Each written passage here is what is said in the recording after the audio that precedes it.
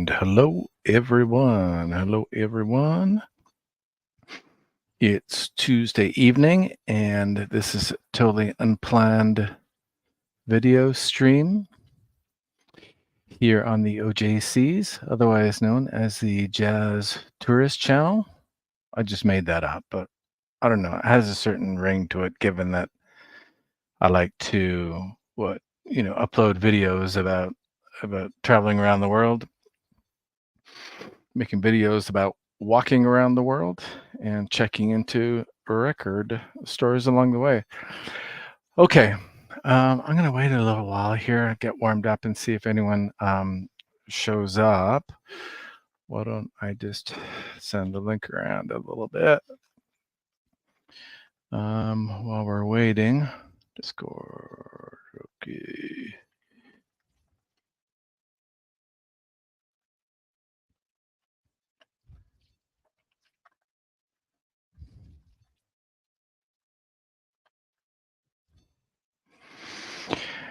Anyway, what I want to do tonight is talk about one album. I don't usually do this, but I'm going to. I owe a friend an album. He sent me Pink Floyd Metal. In fact, I probably should have invited him tonight. Maybe if other people come on and they can talk a little bit, maybe I'll jump on my email and see if he wants to come and join us. But he was very gracious a number of months back, and I was looking for Pink Floyd Metal. I don't know. It's not a difficult LP to find, but anyway, he had a copy, and I'm like, yeah, can you send it my way? And then we've kind of been chatting over the years about record buying, and when I'm up in Ottawa, I give him a call and we go record buying. So anyway, I felt like I kind of owed him after he sent me that metal LP. So so we were digging up, and like I said, up in Ottawa, what's it called, the Record Center. I want to say it's called the Record Center. I don't know if anyone knows of the Record Center, and they've got a pretty good jazz collection. But I flipped through and saw this LP. This is an LP which I'm going to say is probably one of the most common LPs you're going to find um, in a jazz friendly record shop. Hey, Jack, Safe and Sound Excursion. Thanks for joining us. Anyway, I hope you agree. Yeah, there are just certain record stores that, regardless of how good they are, how small they are, how big they are, if they're down the street, if they're on the other side of the world, this album is going to be there. Agree? Disagree? Let me know. Anyway, so this is it's an iconic album for a whole bunch of reasons. So I thought, I don't know, there's a lot of people who like to do unboxing videos, so I thought maybe it might be fun. We'll see how it goes. Tonight to see if anyone wants to join and talk about this particular album. And when we're talking about this album, I'm not going to unbox it, although this is sealed. This is sealed. It looks like it's sealed. It's a sealed copy, although it is missing a little bit on the front there. It's a sealed copy, and I'm going to box it up and send it to my pal in Ottawa. Okay, but before we do that, I'm gonna hang on. I'm gonna see if I can kind of spread the word, see if anyone else wants to join us tonight. Then we can talk about this album a little bit, and talk about why it's important. It's important for me for a number of reasons. It's kind of, I've got an emotional attachment to this album going back to the 1970s. Anyway, here in Toronto, Jack, we're here in Toronto, up in Canada. So anyway, I have an emotional attachment to this album. And because I was saying before about how this album can be found in almost any record store, including those here in Toronto, but around the world.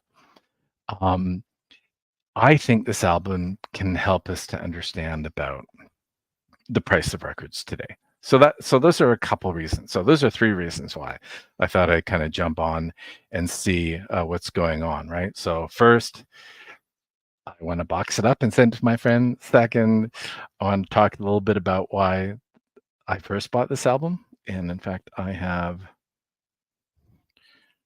two copies. Voila. Look at that. I don't have a lot of, I'm not the kind of person who collects a lot of double, triple, you know, four copies of the same album. Um, but uh, but this one obviously I do. So give us a second here. Let me see if I can invite some folks. See if anyone's out there. All right. Well, first what I'll do is I'll put that in the stream. Seeing if anyone wants to jump up. Still a bit early, actually. And then we can get into it. And we can figure out why and or if this particular album is worth talking about for maybe half an hour or hour. Let's see what happens. Let's see what happens anyway. All right.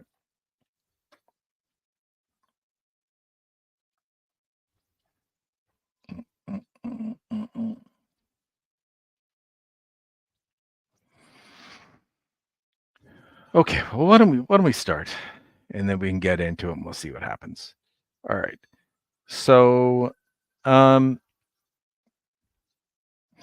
so like I said, let's talk about why this is an important album. Why don't we first just jump over and let's talk about the album itself. Actually, let's go right to here. This is an album that, again, I don't know this album all that well. That's kind of why I wanted to why I wanted to do this kind of quick video here, this stream.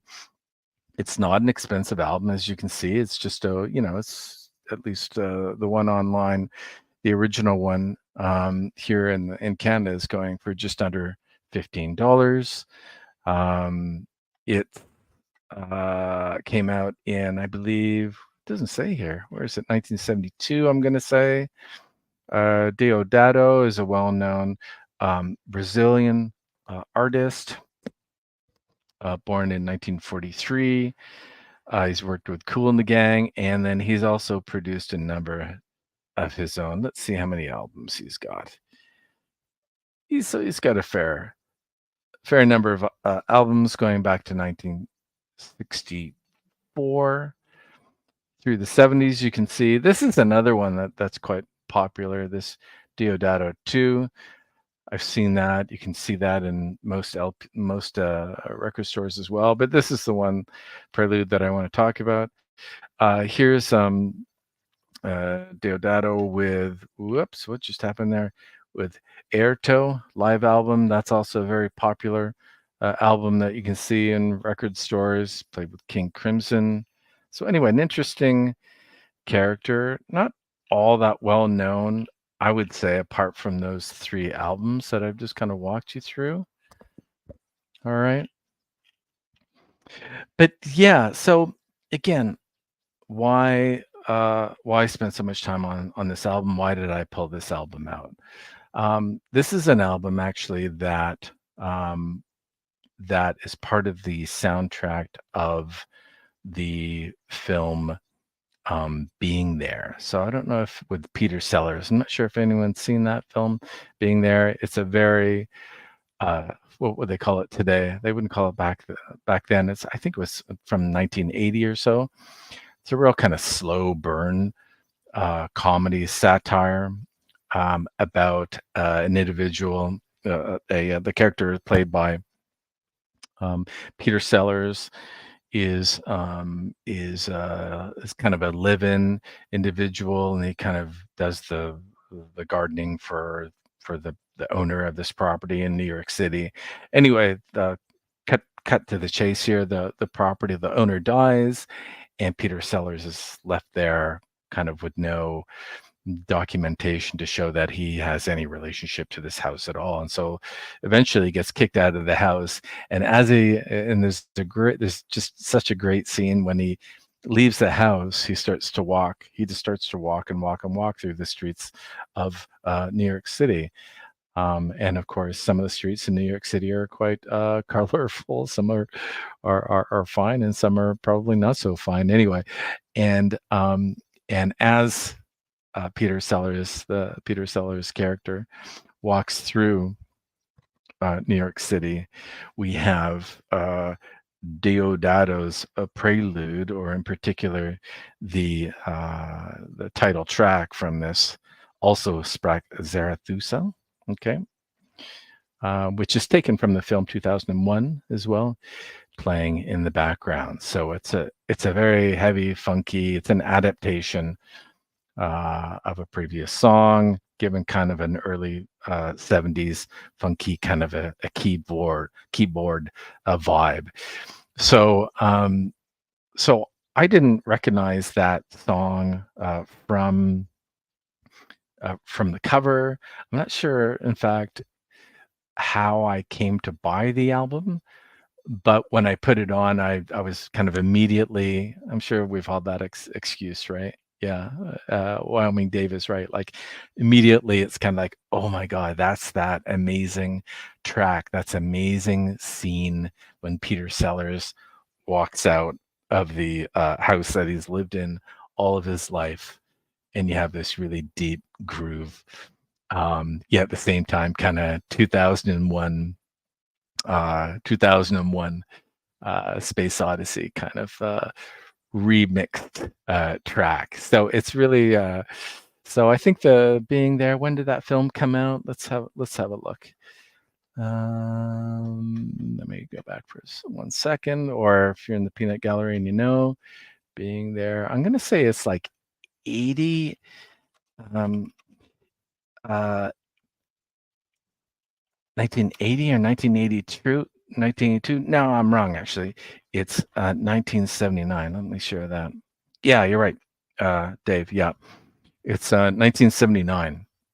Um, so it's quite prescient in that case because it's really quite an interesting prelude, just like the title of the album that we're talking about tonight, to the Reagan era, or at least the kind of a lot of critiques that people had in the early 1980s about Ronald Reagan as being like today we're talking about Joe Biden, right? And how he's a little old and all this kind of stuff, right? He's not quite there. But of course, many people don't uh, don't remember that those same kind of critiques were launched at Reagan, not just as being kind of old, but maybe being a little senile. And the same thing is happening here, right? Um, with the character played by Peter Sellers in the film, right? So you have this interesting, kind of correspondence, if you will, between the title of this film, Prelude, and then the first track being a prelude to a storyline around the way in which people started to view American political culture. So anyway, if you haven't seen the film Being There, I'll pull it up again, with Peter Sellers. I'm not sure who the director was. Anyway, like I said before, it's a real slow burn. I think Peter Sellers was actually nominated for an Oscar for his portrayal as well. But anyway, so that I'm not sure how I kind of came to associate or know that this particular LP was in the film. But when I brought it home and I played it immediately, boom, it brought me back to that film. So that's kind of one of the main reasons why I wanted to talk about this particular album tonight. Okay, the other one is about record shopping. Okay, and I alluded to it at the beginning, but a couple of people have kind of joined. So I want to talk a little bit about it again.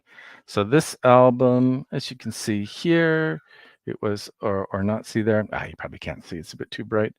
So that was $15, which is quite a bit for this. This is a sealed copy. This one is not a sealed copy. I bought ages ago. Again, I think somewhere in Toronto. It's CTI, right? So it has a deep relationship association with jazz funk. This is 1972, of course. This is a Canadian copy. It's got a great gatefold. There's the artist himself there. Let's have a look. And who do we have here? We got Hubert Laws is on here. There's a very long list of uh, of cast of characters on here. Billy Cobham. I'm just reading out a couple. Ron Carter's on here. Um, so Airto, of course, on percussion as well. Okay, so a well-known album on a well-known CTI label, jazz funk label from the early '70s.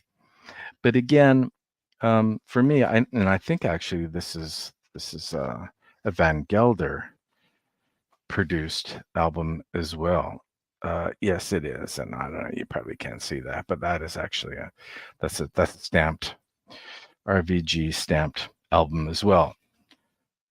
So again, not a necessarily a collectible album, but again, it is an album that almost every jazz heavy record store will have a copy of. And so this kind of made me think about how we kind of judge record stores, I guess, if that sounds really judgy or kind of preachy, but you know what I mean. You walk into particularly ones that you're not familiar with, so you walk in and you're kind of trying to get your bearings about what kind of collection is there, but also what the kind of pricing is going to be like. And this kind of reminded me of a video that Deep Groove Mono put out a number of months back. I think it was one of his videos on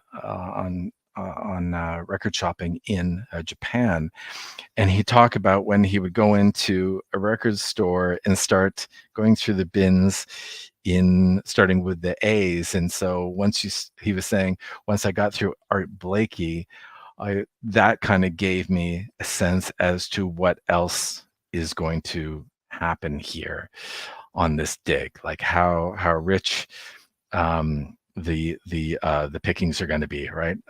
What kind of collection it is, and again, what kind of prices are going to be associated with the records there as well.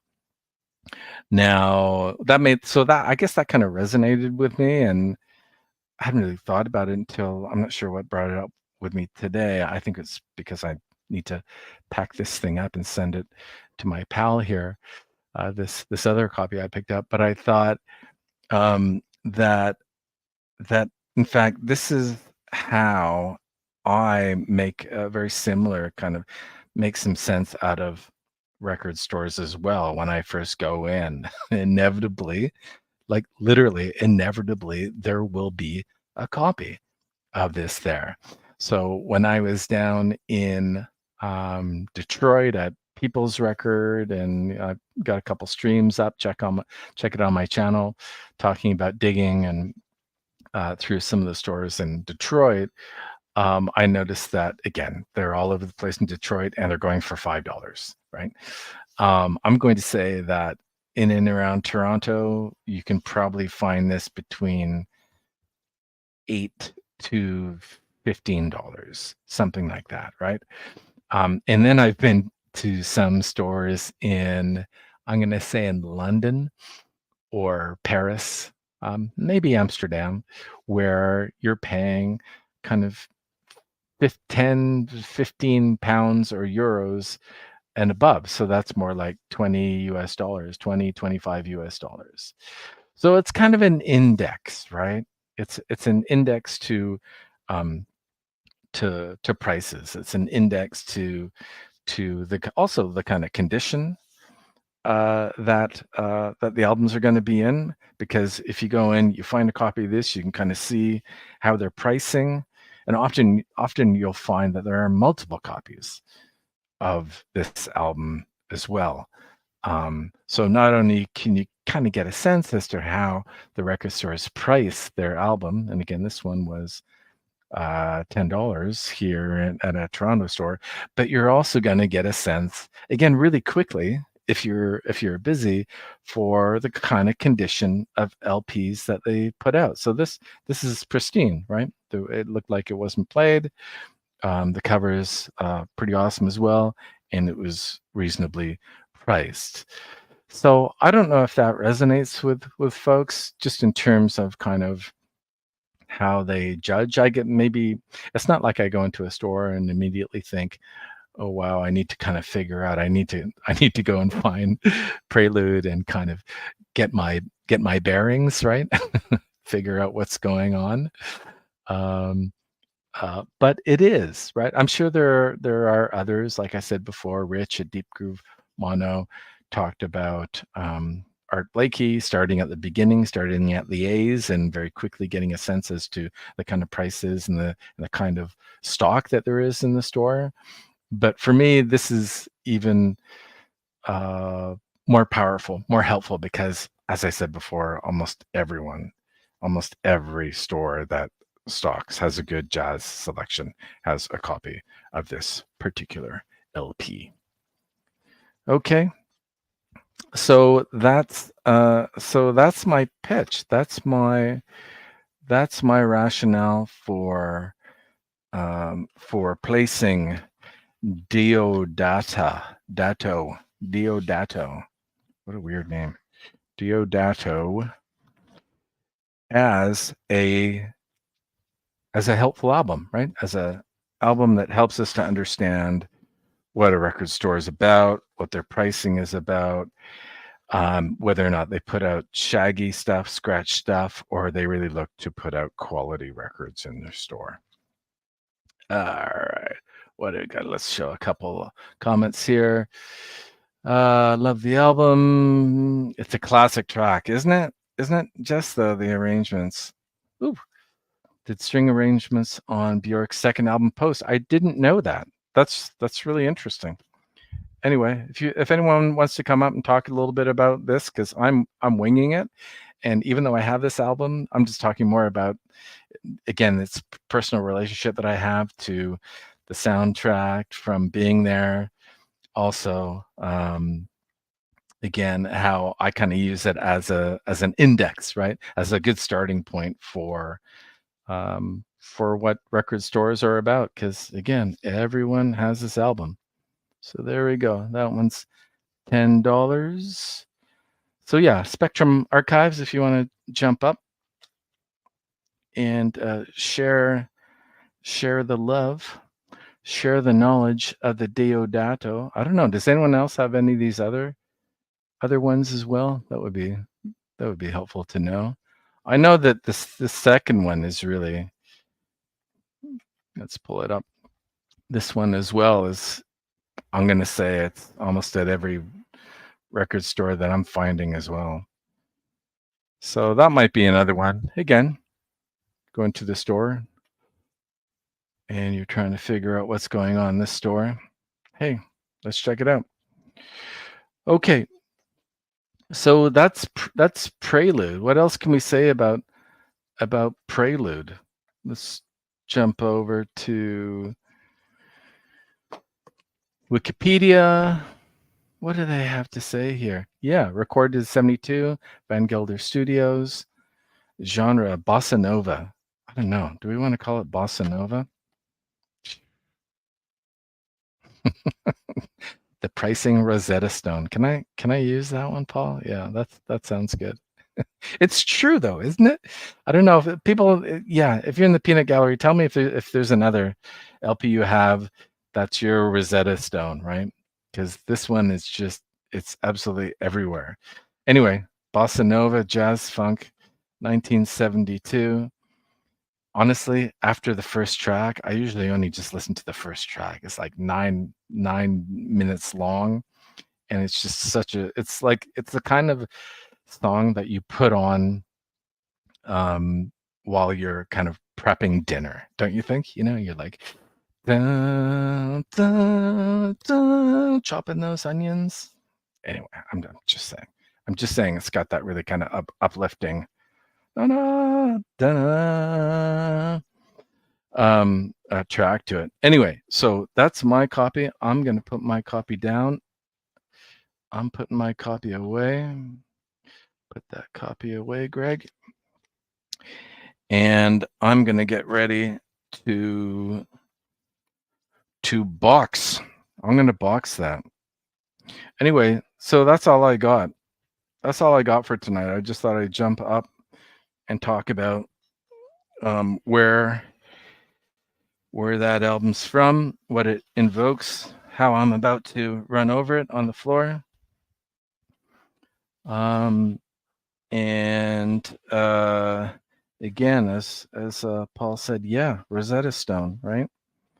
How this is kind of an index to what the record store is all about. So yeah, so I'm going to send this up to my pal in Ottawa. Should I take that off? I feel like that's another question. If you're giving people if you're sending people a free album, do you want to tell them how much money you spend? I'm going to say no. I'm going to take that off, but I need to be really careful because it's on because this is an unopened copy. Voila. There we go.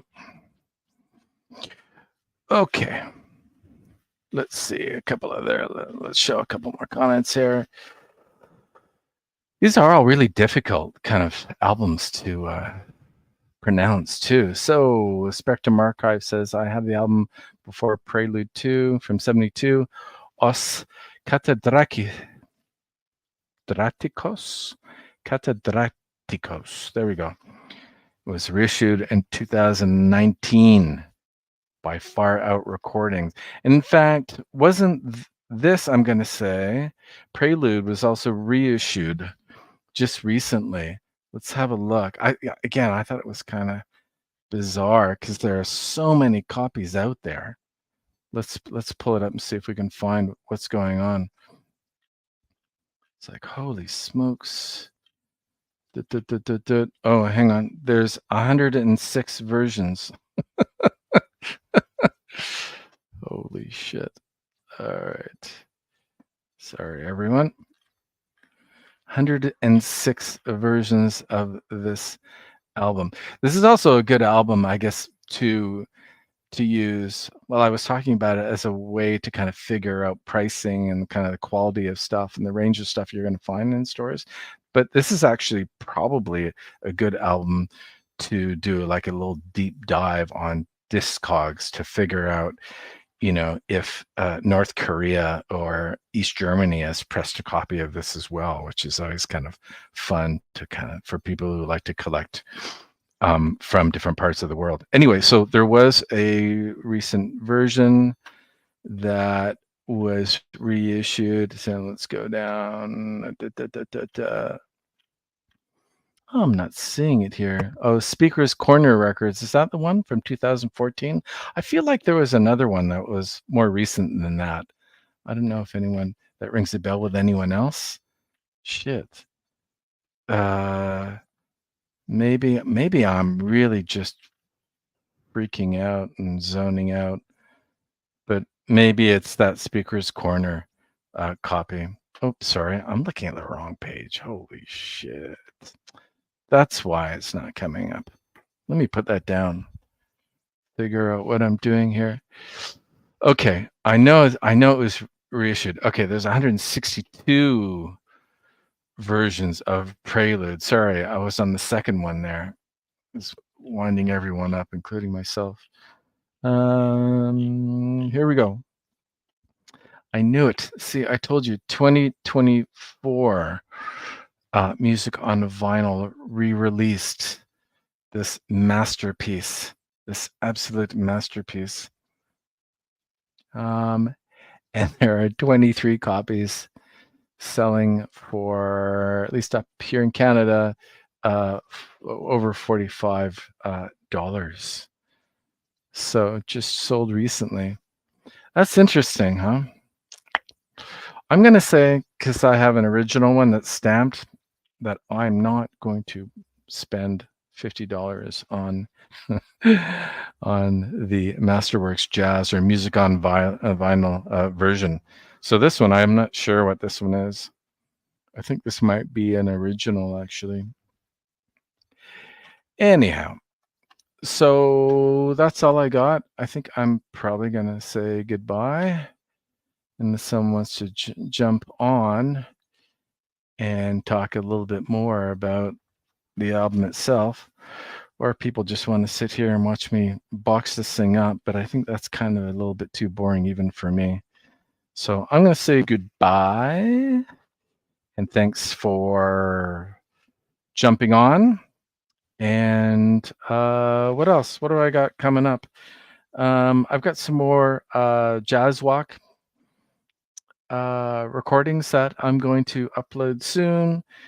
I've got a walk that I did in Stockholm about a year and a half ago. So make sure you subscribe. I've got a London West jazz record store that I'm going to upload in a couple weeks as well. I promised a couple people that I'm going to do one on Paris, and then I'll do some on Amsterdam and Rotterdam as well. Okay, everyone. So have a great night, and we'll talk to you soon. Take care.